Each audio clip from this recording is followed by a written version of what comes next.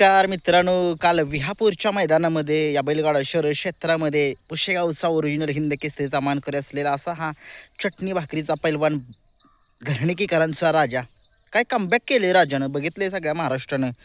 त्या दिवशी कुमठे मैदानामध्ये वेग आपला हरण्या महान भारत केसरी द्वारलीचा हरण्या आणि घरणीकरांच्या राजानं फायनलमध्ये 2 नंबर केला आणि सगळ्या महाराष्ट्राला सुनील मोरेंनी सुद्धा पुकारलेलं होतं. हा राजा राजाचा आहे आणि राजासारखाच राज्य करतोय. खूप लोकांनी हिनवलं, मालकांना हिनवलं, बैल मागितला होता, कोटीला पण दिला नाही. परंतु कसं असतं तुम्हाला एक सांगतो, या बैलगाडा शर्यत क्षेत्रामध्ये घरणीकरांच्या राजाच्या मालकांशी मी बोललोय. त्यांनी सांगितले आम्हाला बैल महत्त्वाचा आहे, पैसा वगैरे काय नाही महत्त्वाचा. आम्हाला जे नाव जे मिळाले आजपर्यंत, जी इज्जत कमावलेली आहे आम्ही महाराष्ट्राच्या कानाकोपऱ्यामध्ये 13 देशामध्ये, त्या या राजामुळेच कमावलेले आहे. पैसा काय हो, पैसा आज आहे उद्या नाही. परंतु एवढ्या मोठ्या मनाचे दिलदार व्यक्तिमत्व आपल्या घरणीकरांच्या राजाचे मालक कमाल कमाल केली. खूप दिवस स्ट्रगल केलं राजाच्या मालकांनी. राजाने सुद्धा चांगल्या चांगल्या लोकांनी पैरे नाकारले, राजाचे पैरे झालेले फोडले होते.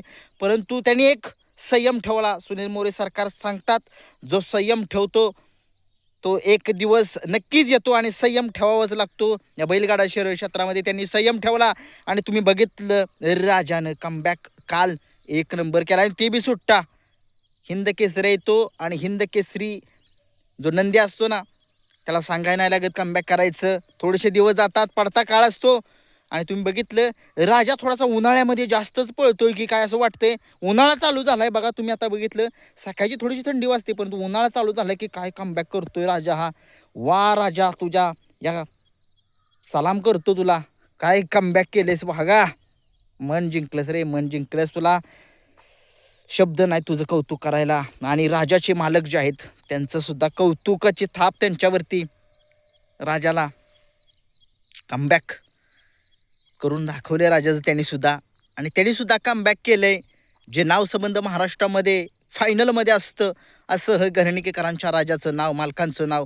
आणि 100% ना 1001% आता राजा आपला फॉर्ममध्ये आलाय. चांगल्या चांगल्या लोकांनी जे जे पैरे राजाचे नाकारले होते, एक त्यांना उत्तर की राजा संपला नाही, संपणार नाही राजा. आणि राजाचं कमबॅक हे महत्त्वाचं होतं. सगळ्या महाराष्ट्राला माहिती आहे राजा कशा पद्धतीचा पळ आहे राजाचा, आणि राजा राजासारखाच राज करतोय. आणि तुम्ही बघितलं काल मैदानामध्ये राजाने 1 नंबर केला आणि त्याच्यासोबत होता 916 रायफल, चांगली ती सुद्धा चांगली पळाली. त्यासुद्धा नंदीचं कौतुक करतोय. आता वळूयात वेगाचा शेवट सर्जा. या बैलगाडा शर्यत क्षेत्रामध्ये ज्या बैलाने संबंध महाराष्ट्राची मनं जिंकली आणि जिंकतोय सुद्धा, परंतु 1 महिना झाला असेल त्याच्या ज्यावेळेस डोळ्याचं ते बेरड काढल्यापासून थोडासा आपला सर्जा जो आहे, वेगाचा शेवट सर्जा, थोडासा स्ट्रगल करताना दिसतोय. कमबॅक होईल, त्याचंसुद्धा कमबॅक होईल. परंतु तुम्ही बघितलं त्याचं कमबॅक आपल्या लोकांना पाहिजे, कारण की तुम्हाला माहिती आहे त्या बैलानं सुद्धा संबंध महाराष्ट्रामध्ये स्वतःचं नाव, स्वतःच्या मालकाचं नाव संबंध महाराष्ट्रामध्ये केलेलं आहे, करतोय सुद्धा. परंतु तुम्ही बघितलं थोडासा स्ट्रगल करतोय सर्जाचं. मला खूप लोकांचे फोनसुद्धा येत आहेत की दादा सर्जाचं स्पीड आहे ना तळातनं कमी आलं आहे, सर्जा जरा थोडासा कमी पळताना दिसतोय सलग. आता तुम्ही बघितलं थोडंसं एक मैदान झालं आत्ता पेठमध्ये मैदान झालं, त्याच्यासोबत एक नंदी होता, गट सुट्टा काढला, परंतु सेमीला गाडी पब्लिकनं लागली आणि सर्जाला डावीच खांदी झोपलेला होता. आणि कालसुद्धा मैदान झालं विहापूरच्या मैदानामध्ये, सर्जा पब्लिकनं नव्हता पण डाव्या खांदीला झोपलेला होता, मधनंच गाडी होती.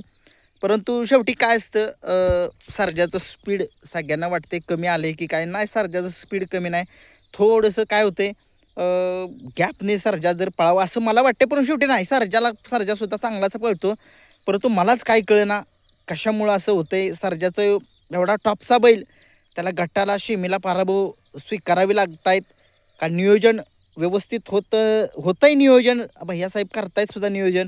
परंतु शेवटी आता काय पळणं सर्जाला आहे, आणि सर्जासोबत जो बैल आहे त्यांना म्हणजे गाडी व्यवस्थित म्हणावी अशी पळणं झाली सर्जाची, म्हणावा असा सर्जा पळणं झाला आहे. जो पहिला सर्जा पळत होता तो सर्जा तसा काही दिसणं झाला आहे. आम्हाला सर्जाचं कमबॅक लवकर बघायचे, सगळ्या महाराष्ट्राला बघायचे. आणि तो बकासूरसोबत दिसावा असं बी लोकांना वाटतंय. कारण की तुम्हाला माहिती आहे ही जोडी एक चांगली जोडी आहे, चांगली अपराजित जोडी आहे. एखादे 2 मैदानं हारली असेल जोडी ही, त्याच्यामुळे थोडंसं पायऱ्याला थोडीशी एकमेकांचे पैरे जे आहेत ते जुळेना झालेत.